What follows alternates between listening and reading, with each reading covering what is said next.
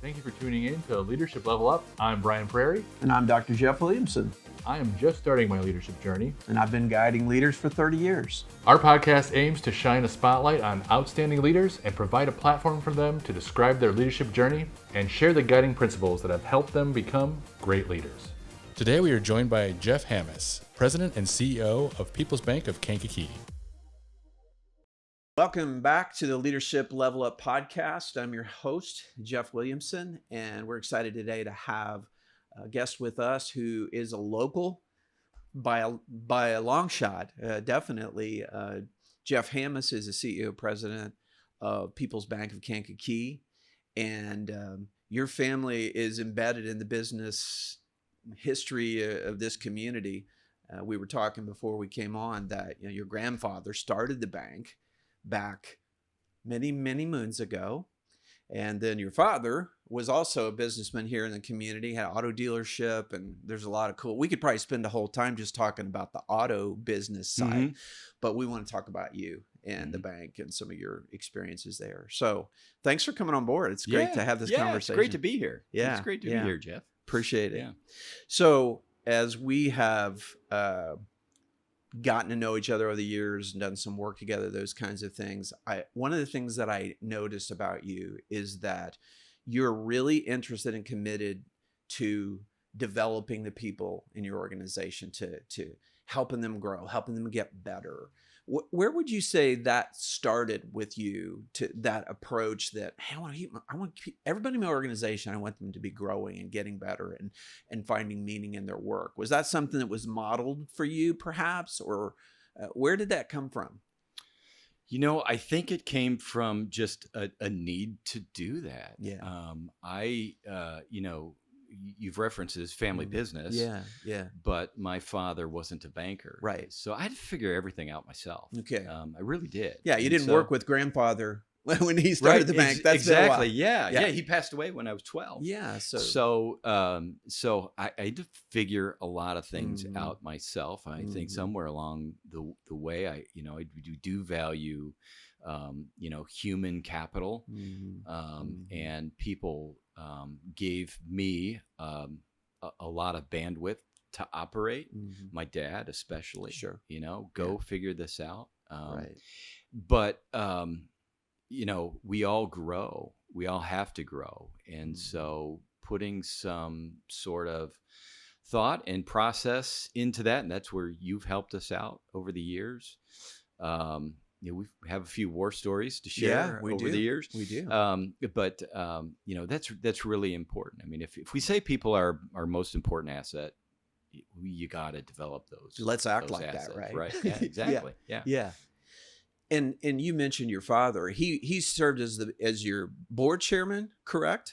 That's right. So he's been our board chair for 30, 40 years. Right. So engaged, even though he was in the auto industry primarily. That's right. Yeah. So he would say, I'm not a banker. He'd say, I was a car dealer. Yeah. He was a car dealer in South Bend, Indiana, where I grew up. But he's been probably my most important mentor still, because he would look at things not as a banker. He would look at things as a customer. When I was in South Bend with him, I went with him to visit several of his bankers. And so a front row seat. I get a front row seat. I didn't think about that. That's cool. Funny thing, and I tell some of my customers this who are bashful about, when they let on that they bank someplace else. My dad told me, you always have a couple bankers in your back pocket, So I got to see the world as a banker, but through his eyes as a customer. And so, a great opportunity. I think back, Dad's never, as the board chair and probably as my primary supervisor, though we've got many supervisors as a board. Sure. He's never come to me and said, why is this ratio, bankers love ratios. Why is this ratio out of line? Or what are you doing about this expense line? Or revenue's not hitting on this. He's never said anything like that. The one time he got mad at me, and I remember it well, was we were closing a line of business. It affected about 100 customers. I was really busy, and I had a lawyer draft the letter to the customers. Oh. and it said all the right things legally, a lot of CYA, but it didn't show much appreciation. And my dad got that letter, and he called me up and he said, Jeff, there is absolutely nothing positive in this letter. It looks like an attorney wrote it. Didn't come from you. Didn't thought. come. Right. Yeah. Right. The messaging was. Didn't feel like it was a letter from you. Right. Right. Yeah. Even maybe a heartful, I'm sorry this didn't work out. Mm-hmm. We're moving this business on to somebody else. We think it'll be successful, but it was written like, so that, it's those Leaves things an impression. that was the one thing you got mad about. Yeah. But what I love about that too, after you went, ouch, I'm sorry, I'll try to do better on those things next time, is that was driven by his care and concern for how his customers and your customers felt. Absolutely. About their business, about what they had participated in. So I love that it was driven by, I care about these people. Oh, absolutely. Yeah. Jeff, that's the most important thing. And I think that shows up, to your credit, that shows up in your approach to your work now, and your approach to the 55, 60 people, I think, that work at the bank at any given time, is that's, you present you, which I think was what Dad was saying that was missing in this, right? Right. Show some empathy. Right. Put yourself in the customer's shoes. I think that's, it almost sounds trite, but I think sometimes we do forget it. And my dad makes sure that I don't forget it. Yeah. Another thought I had too, as you were talking about how your father's functioned as a board chair, is like, you are a blessed man to have a board chair that isn't getting down in the weeds and pecking you and calling you to say, what is this for? Right? Oh, it's like, exactly. Yeah. Day-to-day operations are not typically something that your board chair should be engaged in. That's my humble opinion. Right. Yeah. And I think most president CEOs go, oh, yeah. Please let me do that. That's my job. And I think, we're interesting. A bank is very interesting because we're family business. Yes. But yet we have a board because for all Sure. sorts of regulatory reasons, we have to have a board. Sure. And so, but our father-son dynamic is so different. And you're right. I'm blessed that I could go to him for advice. He's given me a lot of latitude to make mistakes and to make mistakes on my own. And that's where you learn the most. So I think my learning curve was even steeper because I had to think about it from the standpoint of, not how's my boss going to think about this, but, what are going to be the true results, and can I stand by them? What's the impact? Can What's I the impact? put my head on the pillow and feel like I did the right thing when it's after, when it's over or after? And I didn't have to look at things from a quarter to quarter basis. Hey, this is going to screw up our earnings or whatever, it's going to screw up the reports for a quarter. But, 5 years from now, are we going to look at this and say, yeah, we got through that and it ended up being a positive thing? Not a lot of managers are given that kind of bandwidth or that kind of latitude to work. So I'm blessed there. Yeah. And the unfortunate thing about that for other organizations, when they don't have that kind of latitude, is it's really easy to get stuck in just focusing on here now and not seeing the long game or the long perspective. Because in my humble opinion, that is what a good CEO does, is we're looking over the long haul. We're looking 3, 5, 10 years out to say, yeah, this might be a quick hit, profitable decision here, but we're going to burn bridges that we'll regret for 5 to 10 years. And so you say, you know what? Be a nice profit margin for the next couple of quarters, but it would do too much damage to the relationships we value. Absolutely. That's what I love about being a family bank. It's what I love about the community banking. Right. We've got a lot of good community banks in our community that can think more, out more than, a quarter or 2 or 3. I mean, I think there's a big difference in what you see in your community banks and your credit unions too. Yeah. That allows us to be a much better relationship ultimately for the customer. Right. Because we don't have to think in quarters. Yeah. Yeah. And I get that. Yeah.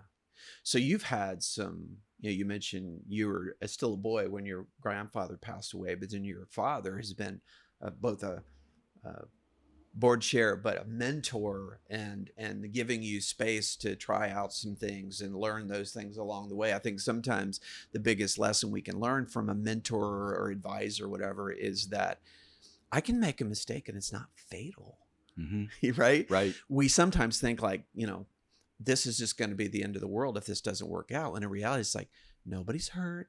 Nobody's dying. Nobody's sick. This is a different level of decision. So if it doesn't turn out as well, it's not a total train wreck. It's just like, wow, I don't think I want to do that again or next time. Yeah.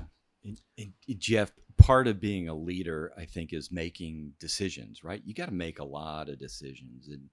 And what that gives you is the latitude to just make some decisions and maybe go out there a little bit that you normally wouldn't, because you're afraid of what might happen if it ends up being the wrong thing.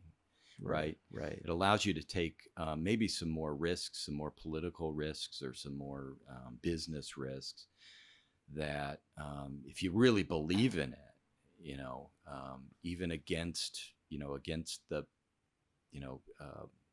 I don't know, you know what I'm saying? Yeah. It just allows you to take some risks and make some decisions that you otherwise would have made without having to just listen to all the voices around you that would go, don't do that. Now I got to justify this. I got to justify this. I got to go to my boss and I really got to sell him on this. Yeah. Right.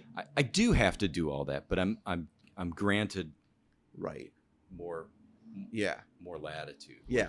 To have really that helps. space as all of us were not born. We haven't been leaders forever. So at some point somebody said, you can serve in this role. We're going to give you some space to determine what the company, the organization, whatever it looks like under your leadership. Now go. Mm-hmm. Yes, seek advice. Yes, get feedback. But you're going to make decisions, and we're going to say, well, let's see how it plays out. Mm-hmm. Even if they're wincing a little, sometimes we just go, well, let's do it. Let's see how it plays out. Right. And then sometimes we get surprised with really great stuff to go, I thought that wasn't going to go well, and holy cow, what a good move that turned out to be. Exactly. And most decisions, I mean, when you get down, they are reversible. You can change course. If you do a new line of business, it doesn't work, you can change. Right. You offer a new product and it doesn't work out, drop it. Sometimes I think we overthink the bad ramifications. I can be that way. So let's try a lot of different things. One of those things is going to stick, and it's going to be a part of your legacy. You're going to be, 10 years from now, you're going to say, remember when we didn't do that thing? I'm really glad we're doing it now because it's the thing that's carrying us. It may even be one of the best things that brings you the most joy in your work and in your role as a CEO is to go, I'm really proud of how that turned out. I'm really proud that we were able to provide financing for this or invest in that. And look what it's done in our community 10, 20 years down the road. But if you've got somebody always looking over your shoulder, always second guessing, always Monday morning quarterbacking. No fun, you can't sir. do that. No fun, sir. Yeah. Those that I've had that work that way are not leaders that inspired me. So you've been blessed to have some great mentors and people speak into your life from your own family.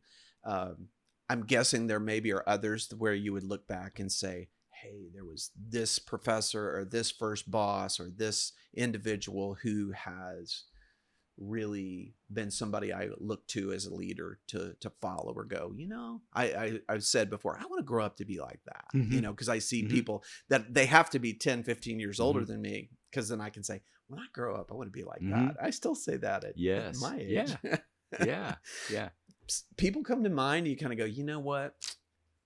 I've got a lot of those. That's that's one of the things that I really enjoy about banking is you get to see a lot of different business leaders that are your customers.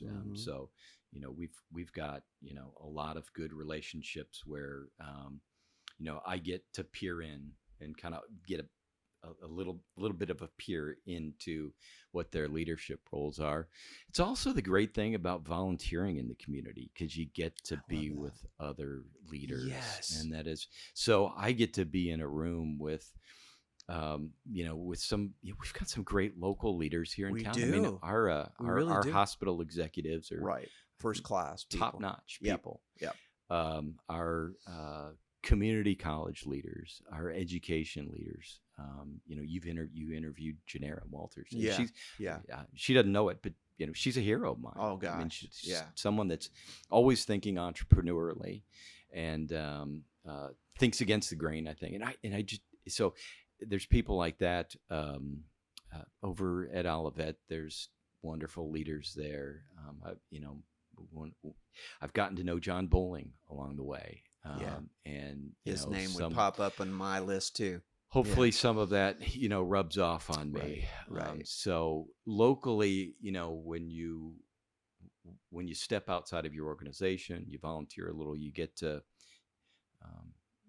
be a part of some of those worlds and get to know some of those people. In the chamber world's economic development, I love that space too.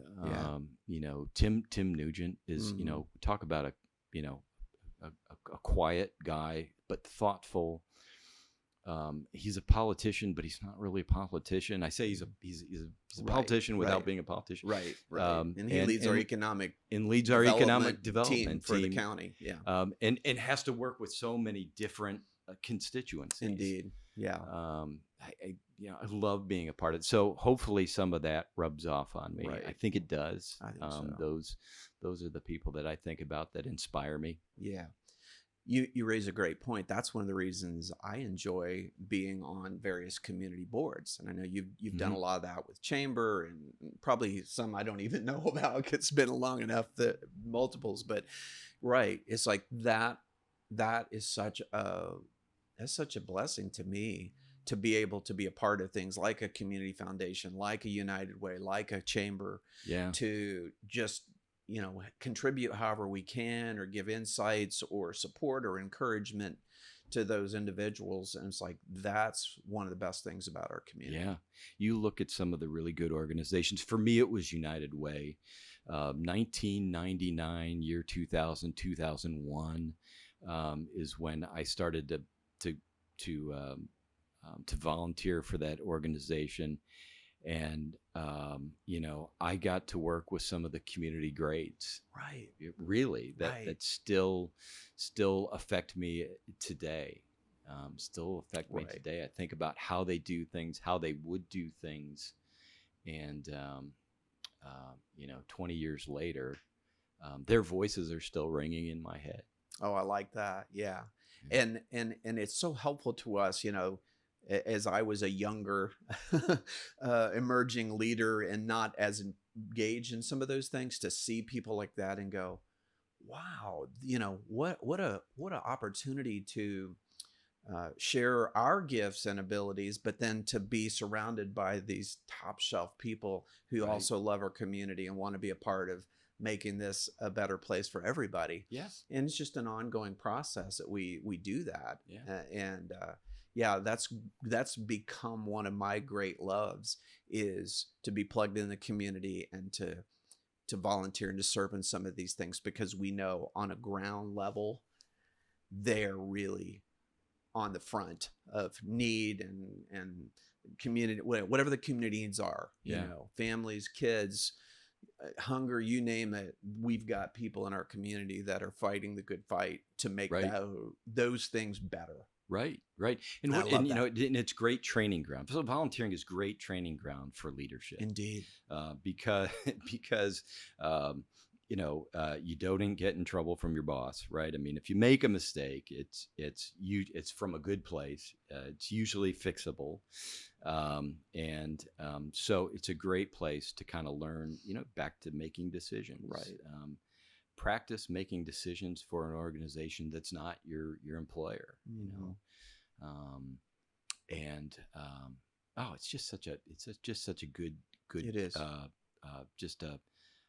sort of a playground for future leaders. That's a great point, because literally a couple of days ago, I was having a conversation with one of our nonprofit leaders in the community, and we were talking about the need to always be growing and developing young leaders who can continue to come into places of leadership on community boards and volunteering and those kind of things, because those things don't just automatically happen.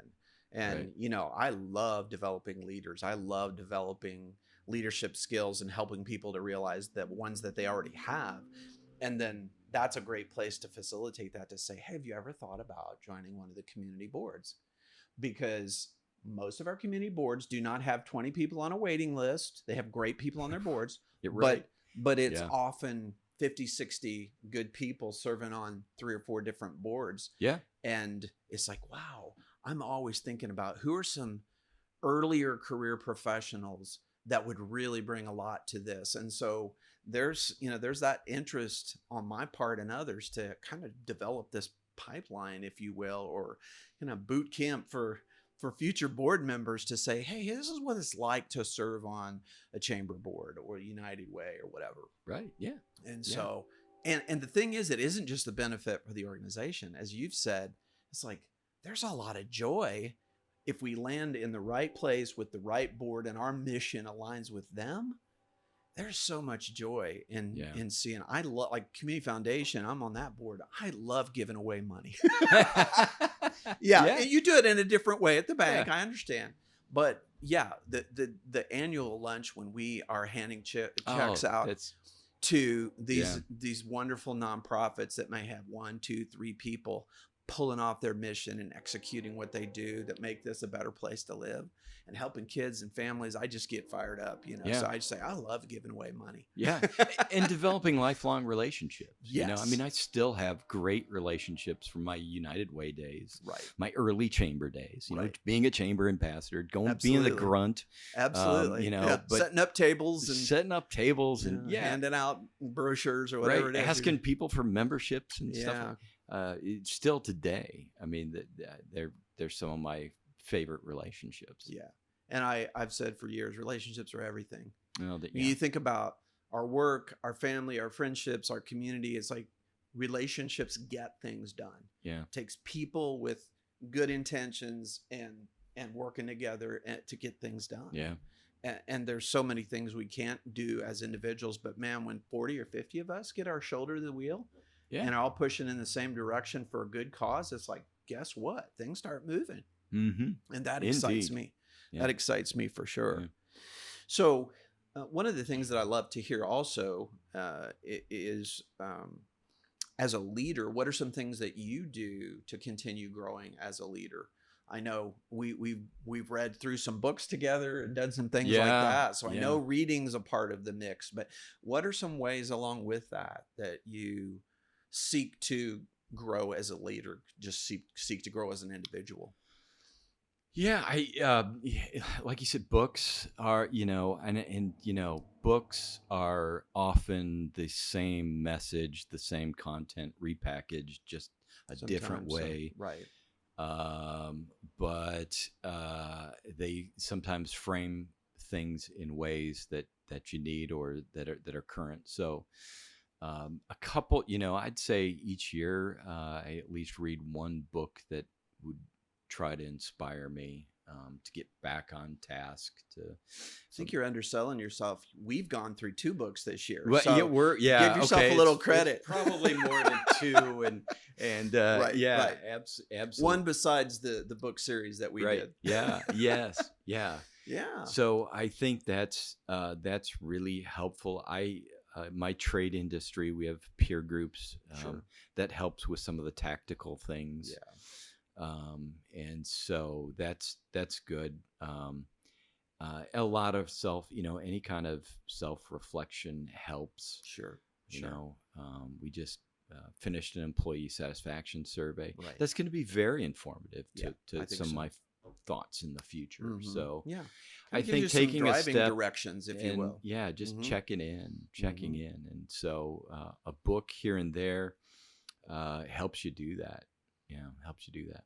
Yeah.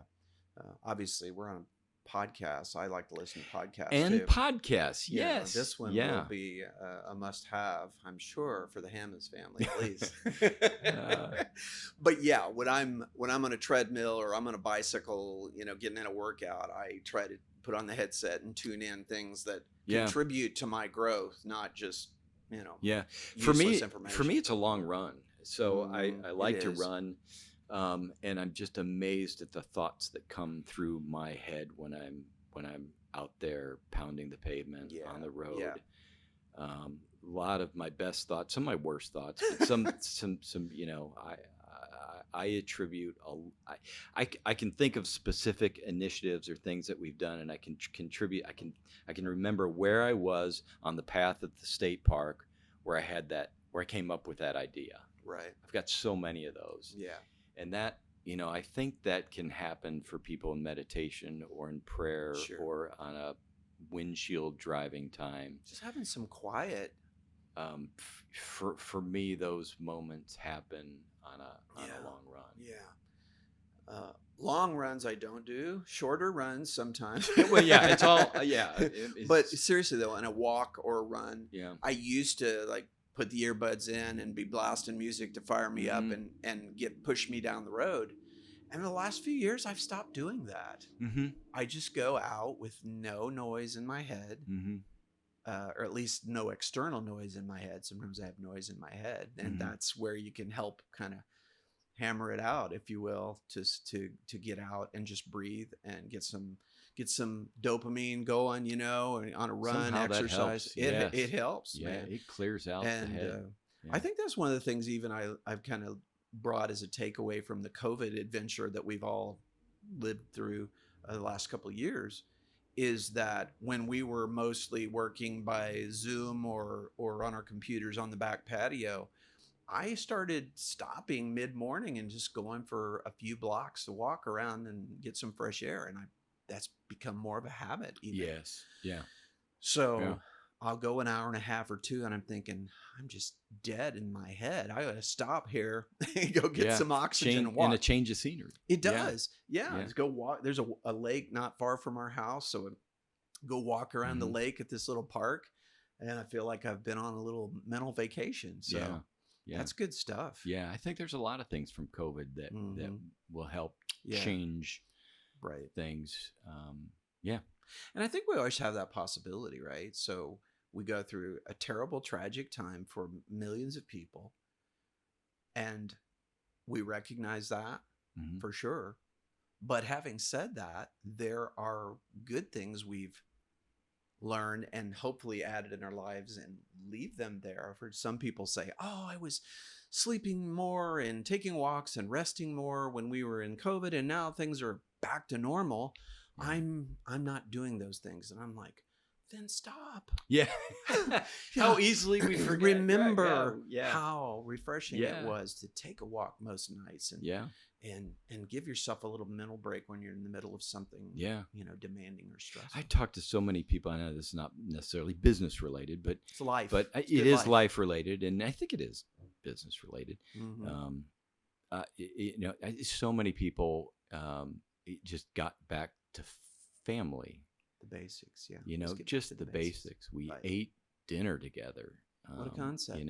My kids from college had to come home, and the greatest blessing in my life is I had my nest wasn't empty anymore. Right. Exactly. Yeah. So I think getting back to some basic, just some importance. It's the important things. And that value really with not just family, but as important as that is, but just sitting down together with other people and having a cup of coffee or grabbing some lunch together and just having that give and take. I mean, as much as I like technology and enjoy that I can connect to people in Colorado or wherever, I still always prefer to sit down person to person and have conversations and talk to them, because that's just a different level.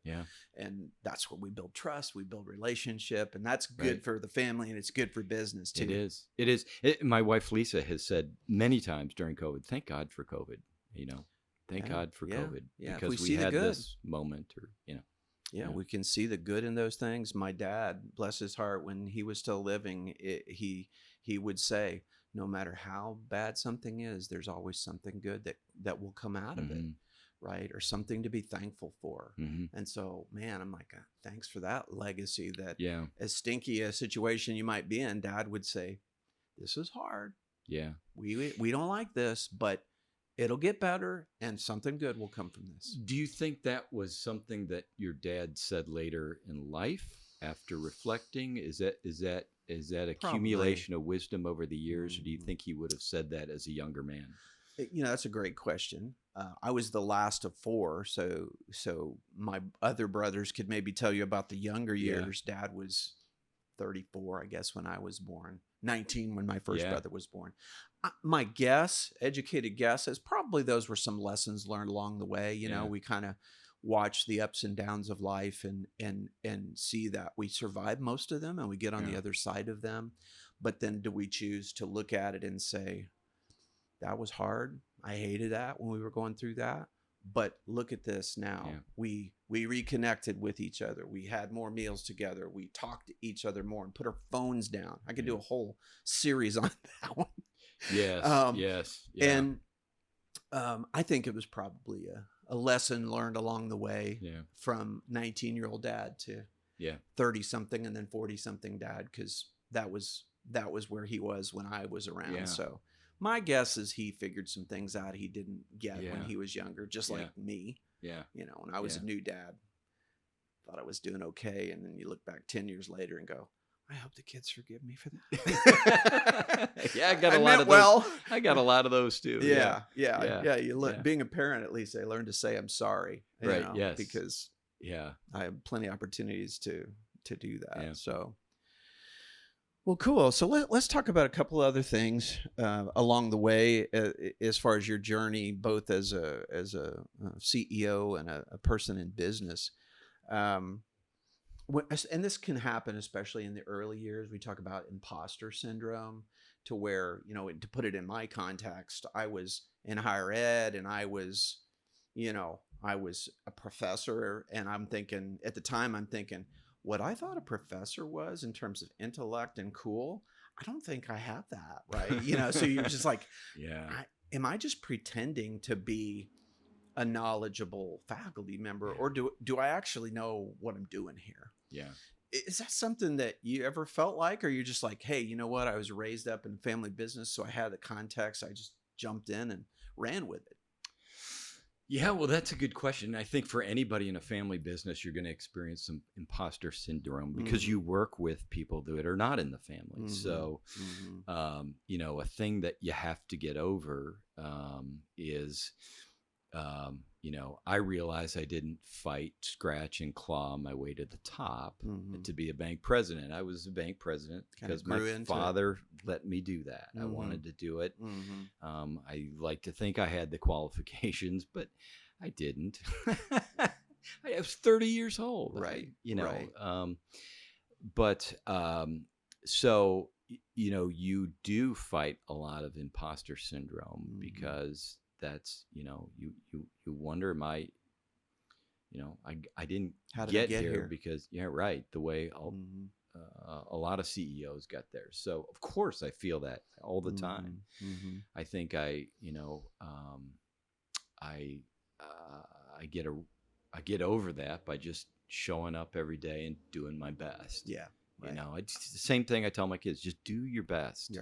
Do your best, and if you, at the end of the day, you look in the mirror and you say, "Did I do my best?" And did everything come from a good place? Have I surrounded myself with better people too?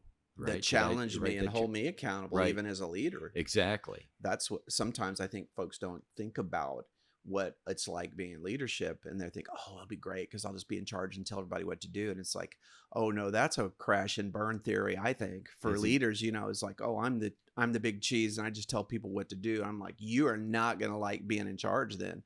Because that is not how I've learned to develop and encourage and engage people. I've gotten more engagement from people saying, I know a lot about a little bit, but there's a lot of things in this organization that you do that I don't know. Could you share with me your knowledge or base? And you kind of become the chief learner, right? Right. As a CEO sometimes. Absolutely. Yeah. Absolutely. And definitely when I'm in the shop, that's the way it is. And then when I step outside of work into a volunteer position, a lot is expected of you as a bank president to be out in the Indeed. community. And Sure. And so, I try to just look at things as, hey, I'm coming from a good place. I'm volunteering, and have some confidence that, it's coming from a good, I'm repeating myself, but it's coming from a good place. Right. And I think that I have some things to add to the conversation, to give to this project. Something to offer. Yeah. Something to offer. Mm-hmm. And to just do my best. Look in the mirror at the end of the night. Just do your best. Yeah, right. And sometimes we have to dust off and go, well, I did my best and it still didn't go so well, Right. but lessons learned, right? And we kind Yeah. of pivot to something else. Yeah. Try a different approach. Yeah. I think there's things. So as a guilty Catholic, I'm not sure that proud is a word that I use Just a say lot, humble pride. I have a humble but pride I about. take satisfaction. Yeah. Okay. We when- don't have to say pride. I take satisfaction when Mm-hmm. when I see an employee grow in their Mhm. position, when I see them step out and do Mhm. something that I'm like, that's growth. I take great satisfaction when, when the year goes right or a quarter goes right, or, things are, going our way.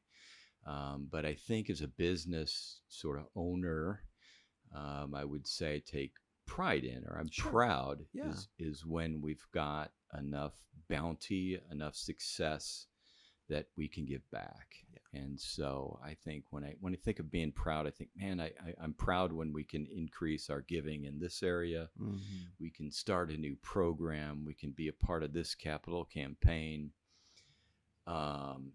My father would say, success is not success without giving back. I love that. My grandfather would say,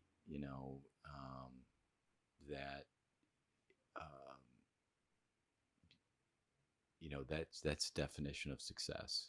So Mm-hmm.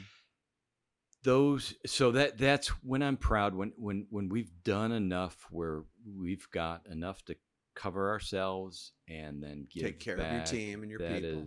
That is, to me, that Yeah. is what makes me proud. Yeah.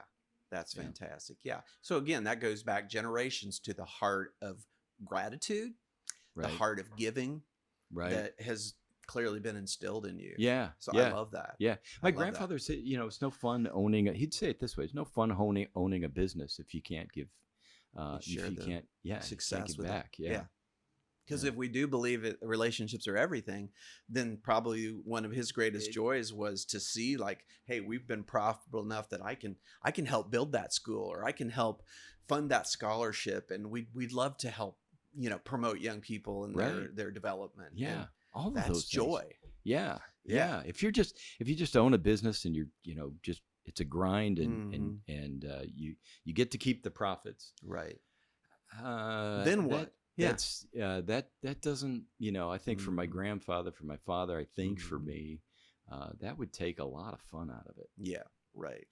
I love that. A lot of the reason to show up at work and do this, well into your 50s, and not want to stop.